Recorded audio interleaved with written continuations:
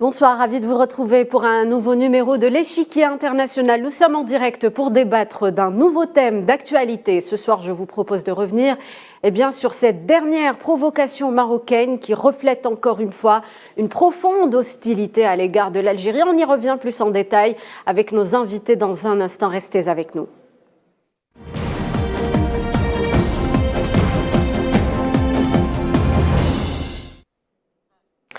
Le régime marocain qui ne manque pas d'imagination lorsqu'il s'agit de s'attaquer à l'Algérie récidive cette fois-ci à travers l'un de ses relais médiatiques, un hebdomadaire proche du Palais Royal qui en une affiche une carte, pardonnez-moi l'expression, sortie de je ne sais où, allant jusqu'à annexer au Maroc des parties du territoire algérien. Une chose est sûre, en déterrant un tel dossier, le Makhzen dévoile au grand jour ses visées expansionnistes, ce régime en faillite qui excelle déjà dans la désinformation, les fake news, fait un pas de plus dans la provocation à l'égard de l'Algérie, faisant fi des faits historiques et du droit international. On reviendra sur tous ces aspects avec nos invités.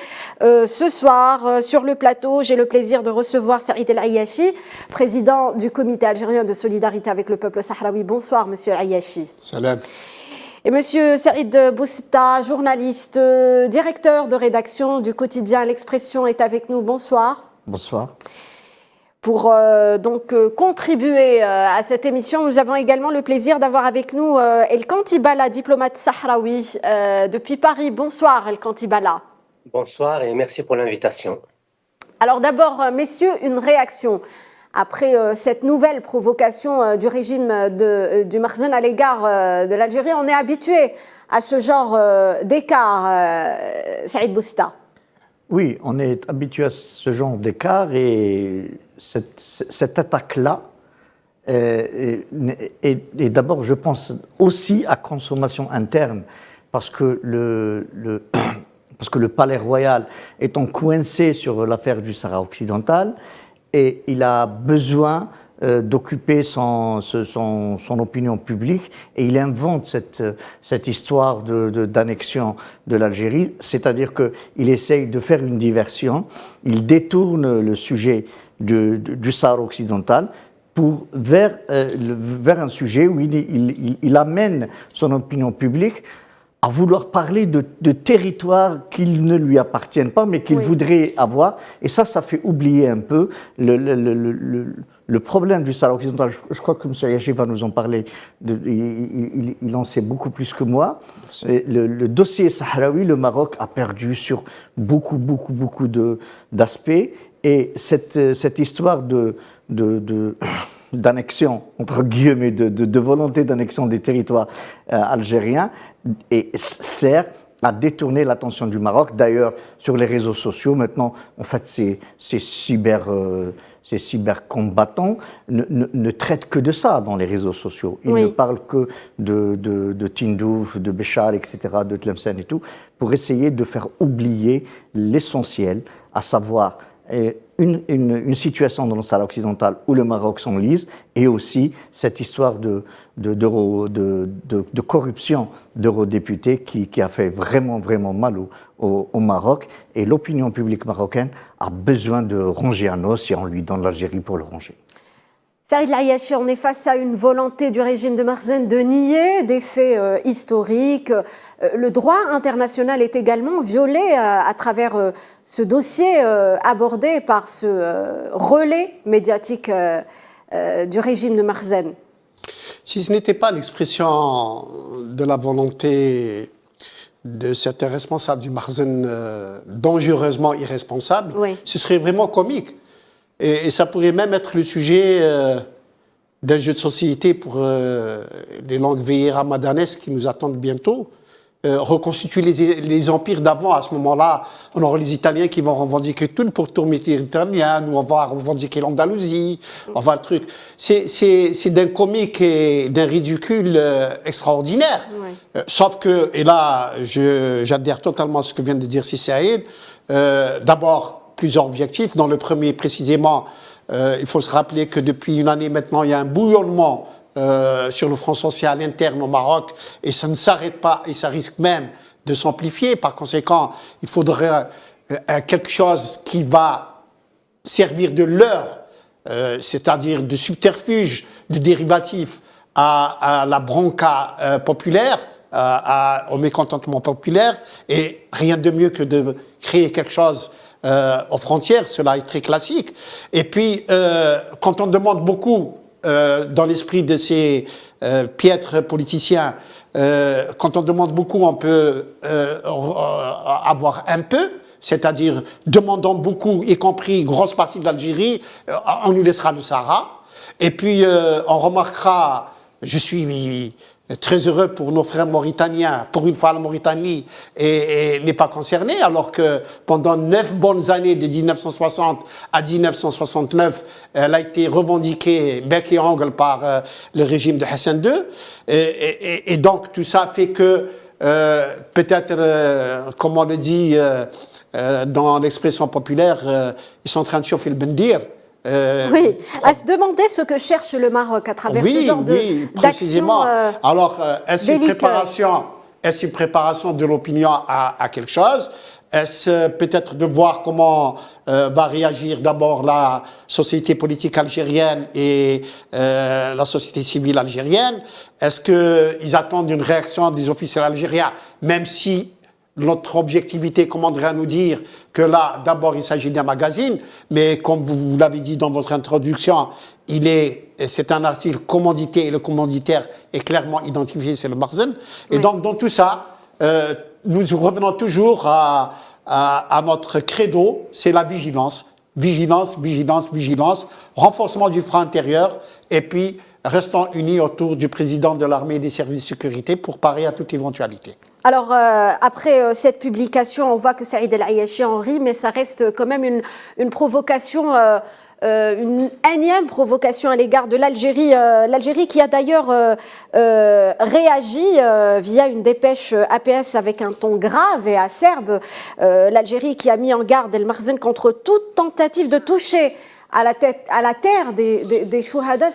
Saïd Bousta, que dire de cette réaction? Je pense que cette réaction elle n'est pas disproportionnée. Disons qu'elle est proportionnée à ce que pense le Maroc stratégiquement. Vous savez, le Maroc, il y a 2 pays au monde qui n'ont pas de frontières. C'est le Maroc et l'État d'Israël. Ce sont donc 2 entités qui n'ont pas défini leurs propres frontières et qui ont le même objectif expansionniste. Et ce sont 2 États colonialistes et qui pratiquent le racisme vis-à-vis des sociétés qu'ils occupent, qu'ils colonisent. Et ce sont 2 États qui ont fait une alliance militaire et qui ont visiblement les mêmes intentions et qui poursuivent les mêmes objectifs. Donc, prendre au sérieux ça, je pense qu'il faudrait prendre ça au sérieux, parce que l'État marocain, même dans 600 ans, il voudra encore parler il voudra encore s'étaler au-delà de ses frontières, pour une raison très simple. C'est que cet État-là n'a pas de... C'est-à-dire, comment dire ça? Il n'a pas d'identité propre au sens politique du terme. C'est un pays on ne sait pas où ça va. La société, elle est quasiment perdue. Il n'y a aucun rapport entre le palais royal et la société en elle-même. Les Marocains sont fondamentalement anti-israéliens, enfin anti-sionistes, mais on leur ramène l'État d'Israël, ils ne disent rien. Enfin, ils le disent. On va revenir justement sur cet aspect, Saïd Bousta, sur justement la proximité entre le régime du Makhzen et l'entité sioniste. Je me dirige cette fois-ci vers El Kantibala, en parlant justement des objectifs expansionnistes du régime marocain. Vous en connaissez un bout, vous, les Sahraouis, puisque le Sahara occidental est aussi annexé par le Maroc. Comment réagissez-vous à ces actions du régime marocain? Tout à fait. Nous, les Sahraouis, nous sommes victimes de cette annexion. de cette idéologie expansionniste. Tout le monde est témoin de ce qu'ont subi les Sahraouis, des enlèvements, des tortures, un génocide programmé. La moitié de notre peuple est exilé en Algérie, notre terre est spoliée, nos ressources sont spoliées, l'avenir de nos générations futures sont mises à rude épreuve par cette machine colonialiste marocaine. Et pour participer à ce débat, j'aimerais tout de même rappeler la gravité de ce que nous discutons en fait. C'est l'idéologie expansionniste du Maroc est une idéologie qui est venue des cartons d'un parti ultranationaliste, le parti d'El Istiklal, mais tant que ce n'était qu'une idéologie d'un parti fou, ce n'était pas si grave que ça. Des partis fous, il en existe dans le monde. Mais cette idéologie a été adoptée par le Palais Royal, par l'État marocain, et c'est là où ça devient vraiment problématique. C'est-à-dire qu'un État, dans le concert des nations, ne reconnaît pas ses frontières telles que lui sont reconnues et qui menace constamment ses voisins par l'extension. Ça, c'est extrêmement grave. Et malheureusement, comme l'a rappelé Saïd Ayachi, la Mauritanie en a souffert, les Sahraouis en ont souffert. Avec l'Algérie, ils ont signé un traité des frontières constamment mis en cause par les relais que vous connaissez, oui. Et parfois même d'une façon officielle, comme cette responsable officielle des archives royales marocaines, tout récemment, qui avait quand même fait une conférence au sein de l'agence officielle du Makhzen, la MAP, pour réactiver cette idéologie fasciste et dire que le Sahara algérien appartient au Maroc historiquement, etc. Alors, qu'est-ce que c'est que ce droit historique? Le droit historique, ça n'existe pas. C'est soit il est droit, soit il ne l'est pas. Revenir à l'histoire pour justifier un droit, c'est tout simplement la bêtise humaine. Et le droit n'est pas du tout en faveur du Maroc dans ce qu'il avance. Et voilà. Alors, l'Union africaine, en tant qu'organisation continentale, est responsable de ce genre d'agitation du Makhzen, oui. Les Nations Unies également. Mais il y a également un autre fait qui pourrait justifier cette campagne actuelle, parce qu'il s'agit bien d'une campagne médiatique initiée par le Makhzen. On en connaît les rouages maintenant, oui. Et là, un objectif tactique lié à la situation difficile que traverse le Maroc actuellement. Rendez-vous compte, le prix de l'essence est quasiment 2 € le litre. Et le prix du gasoil n'en est pas loin. La dette externe et interne du Maroc a atteint des niveaux alarmants. Et avec le Maroc Gate en plus, il a besoin quelque part de campagnes médiatiques tous azimuts pour faire oublier au peuple marocain sa crise interne. Mais il y a effectivement cet objectif stratégique où le Maroc voudrait jouer quelque part l'épée de Damoclès sur la tête des pays de la région pour qui des nations externes voudraient faire de lui effectivement le cheval de Troie. Autre point qu'on pourrait soulever, messieurs, c'est que cette politique expansionniste propre au régime du Makhzen est dénoncée à l'intérieur même du Maroc par certaines parties, par certains responsables, Saïd El-Ayachi. Certains disent que ce que fait le régime du Makhzen est un danger pour tous les pays voisins. Écoutez, la politique expansionniste est la matrice du pouvoir marocain, de l'État marocain en tout cas, et elle est la même matrice pour l'entité sioniste. Comme par hasard, ce sont deux pays qui ont de très fortes analogies sur beaucoup d'aspects dans leur politique de répression et d'oppression contre les peuples sahraouis et les peuples palestiniens. Et à l'intérieur du Maroc, effectivement, il y a des voix sages, des voix réfléchies, des voix responsables qui s'élèvent contre cette politique parce que c'est une politique du pire. C'est une politique aventureuse, c'est une politique qui d'abord ne peut pas garantir une stabilité pour les pays en question. S'il n'y a pas de stabilité, il n'y a pas de développement économique, il n'y a pas, j'allais dire, de qualité de la vie pour la population. Il y a danger pour la région. Qui dit danger pour la région dit insécurité et par conséquent conflit potentiel. Et de ce côté-là, les voix qui s'élèvent à l'intérieur du Maroc, ce sont d'abord l'honneur du Maroc, du véritable Maroc, et ils prennent une position qui restera dans l'histoire comme ceux de responsables qui voient avec beaucoup de justesse l'avenir de la coopération entre les pays du Maghreb. Mais évidemment, ils ne sont pas la majorité, il faut le dire, dans les trucs. Pourquoi? Parce que tout simplement, certains partis qui pensaient tant véhiculer ces idées de justice, d'égalité, de générosité, de prospérité, se sont tus devant les oukases du Marzen.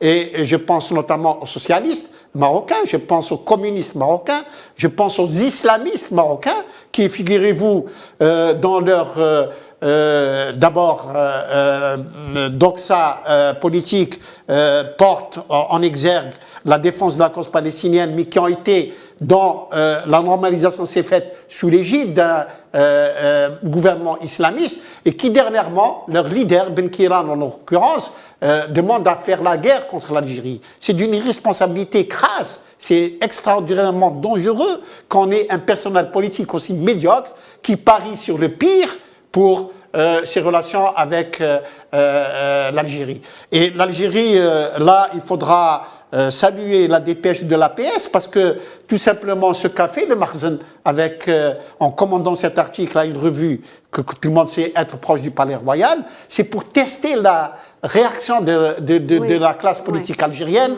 d'une part, peut-être même des officiels algériens, mais bon, bien sûr, ils ne le feront pas, et ils auront bien raison de ne pas le faire. Mais par contre, la dépêche de l'APS est venue pour dire, cette terre est la nôtre, on s'est battu pour elle, des martyrs, des millions de martyrs sont morts pour elle, malheur à celui qui y touche, nous sommes prêts à parer à toute éventualité. Saïd Bosta, votre réaction sur cette politique expansionniste contestée à l'intérieur même du Maroc, qui reflète en tout cas un régime en faillite, on peut le dire. Oui, le régime est en faillite. La dette extérieure marocaine tourne autour de entre 60 et 80 milliards de dollars. Son économie est à 20%, repose sur le trafic de drogue. Ses exportations agricoles ont quasiment cessé parce que le gouvernement a décidé de suspendre les exportations de fruits et légumes et l'alliance avec l'entité sioniste. Oui. Je vous donne un exemple tout simple. Les accords économiques entre les deux. D'abord, il y a d'abord, par exemple, comme ça, que des opérateurs israéliens viennent au Maroc pour planter des avocats et des kiwis. Ce sont des fruits qui demandent beaucoup d'eau et on sait très bien que notre région est une région semi-aride et tous ces fruits-là sont entièrement exportés vers l'Europe. Donc, et le paysan marocain, lui, il n'en a rien. Il y a des paysans marocains qui ont été expatriés de leur terre, qui ont été expropriés, pardon, oui. Qui ont été expropriés de leur terre pour laisser des opérateurs israéliens s'y installer. Oui. Sur le reste, le reste de leur économie, le Maroc est vraiment chancelant. Ça, il n'y a rien d'autre à dire. Il y a un niveau de pauvreté extraordinaire, etc. Donc c'est un pays qui objectivement est en train de s'écrouler. Donc, je suppose que le régime marocain voudrait, à travers son alliance avec Israël, se tenir un peu, donc avec le soutien des États-Unis, mais je peux vous dire qu'Israël n'a soutenu aucun pays. C'est-à-dire que tous les pays qui ont fait des alliances avec Israël, Israël ne soutient pas un pays. Israël soutient sa propre politique et ses propres intérêts, et les Marocains on paye les pots cassés actuellement par un déclin économique du Maroc. Ça, je suppose que c'est même évident, tout le monde le constate. On va justement faire réagir El Kantibala sur cette alliance entre l'entité sioniste et le régime du Marzen. Est-ce qu'on peut parler d'un Maroc sous-traitant de l'entité sioniste dans la région ? Oui, le régime du Marzen est à l'image de l'entité sioniste, sont deux faces d'une même monnaie. En Israël, on réclame des frontières historiques qui n'ont jamais existé, qui vont de l'Euphrate jusqu'à la Méditerranée. Et au Maroc, c'est idem. Ses frontières sont mouvantes, n'ont aucune limite. Quand bien même il a signé un traité avec l'Algérie, reconnu la Mauritanie, etc., mais chaque fois, il est là menant des campagnes complètement folles et farfelues sur le thème des frontières historiques du Maroc. Et ceci est extrêmement dangereux, à la fois pour le Maroc, pour la région, mais aussi pour la paix. C'est un petit peu le régime marocain qui aide l'entité sioniste à réaliser quelque part ses objectifs, El Kantibala. Oui, tout à fait. L'entité sioniste a besoin d'un alter ego quelque part. Ça d'une part. Mais d'autre part, le régime en tant que tel a été constitué dès le départ pour être une menace pour la région. Souvenez-vous de ce qu'avait dit Lyautey de Youssef, le sultan du Maroc, qu'il avait imposé en disant: Youssef est une page blanche, nous pouvons écrire ce que nous voulons sur cette page. Et pareil, tous les rois du Maroc par la suite ont joué le jeu colonial, notamment contre l'Algérie. La guerre de 1963 est une guerre d'agression. La guerre de 1975 contre le Sahara occidental est une guerre d'agression. L'agresseur, dans ce cas, c'est le régime marocain. Le régime marocain continue encore à hériter de Mohamed V à Hassan II à Mohamed VI la même idéologie belliqueuse d'agression contre les voisins, et l'ONU doit assumer une bonne fois pour toutes ses responsabilités. Et les États qui sont derrière ce régime doivent être démasqués et doivent être mis devant leurs responsabilités telles qu'elles doivent être prises dans le concert des nations et dans le cadre du droit international. Et le cas de l'Ukraine est un bel exemple pour rappeler cette politique de double standard que pratiquent certaines puissances dès qu'il s'agit des intérêts de la région nord-africaine. Saïd Layachi. Oui. À propos de rôle que pourrait jouer le Maroc au profit d'Israël, oui. Replaçons les choses très rapidement dans leur contexte. L'Algérie, d'abord, de tradition, depuis le départ, est le dernier pays arabe à ne pas avoir plié le genou devant l'État d'Israël, et qui, par la plus haute autorité de notre État, dénonce une normalisation non accomplie pour ce qu'elle est. Et par conséquent, en plus, l'Algérie continue à aider le peuple palestinien de façon régulière. Chaque année, sa cotisation est payée, rubis sur l'ongle. L'Algérie, bien sûr, a mené avec succès la réconciliation entre les factions palestiniennes et a réussi à imposer la question palestinienne comme la question centrale dans le dernier sommet de la Ligue arabe. Par conséquent, l'Algérie continue de mener le combat pour la cause palestinienne. Et bien entendu, cela n'est pas dans l'intérêt d'Israël. Oui. Or, Israël trouve un relais à nos frontières dans le truc du Marzen en lui faisant miroiter qu'avec la technologie israélienne, il pourra vaincre les Sahraouis et que de toute façon, le Maroc peut servir de rampe de lancement pour la déstabilisation de l'Algérie et donc amener ce pays rebelle, ce pays récalcitrant à plier le genou devant Israël et pour marquer, n'est-ce pas, la reddition du dernier pays arabe qui nous souvient. Ça, de ce côté-là. De l'autre côté, il faut reconnaître que pour ce qui est de sujet que vous avez introduit au départ, que l'Union africaine, d'abord l'Organisation de l'Unité africaine, mais l'Union africaine maintenant, a dans sa charte de 63 à 99 et l'acte constitutif aujourd'hui, la reconnaissance des frontières héritées aux indépendances. Oui. Et ça, c'est écrit rubis sur l'ongle. Et les frontières internationalement reconnues du Maroc sont celles qui sont déposées aux Nations Unies. Et par conséquent, aujourd'hui, il appartient à ces deux organisations multilatérales que sont l'Union africaine et l'ONU à rappeler le Maroc à l'ordre quant à, évidemment, nous attendons l'officialisation d'une telle demande. Mais jusqu'à maintenant, il faudra que nous réagissions en disant que cela est illégal et qu'il appartient d'une façon ou d'une autre, d'une forme ou d'une autre, que l'Union africaine rappelle au Maroc qu'il a paraphé l'acte constitutif de l'Union africaine. Eh bien, sur donc ce message, on va conclure donc cette émission. Je vous remercie, Saïd El Ayachi, pour votre contribution. Je remercie également Saïd Bousta pour son éclairage et Monsieur El Kantibala qui était avec nous depuis Paris. Merci à vous, chers téléspectateurs, de nous avoir suivis. Passez une très bonne soirée sur Al 24 News.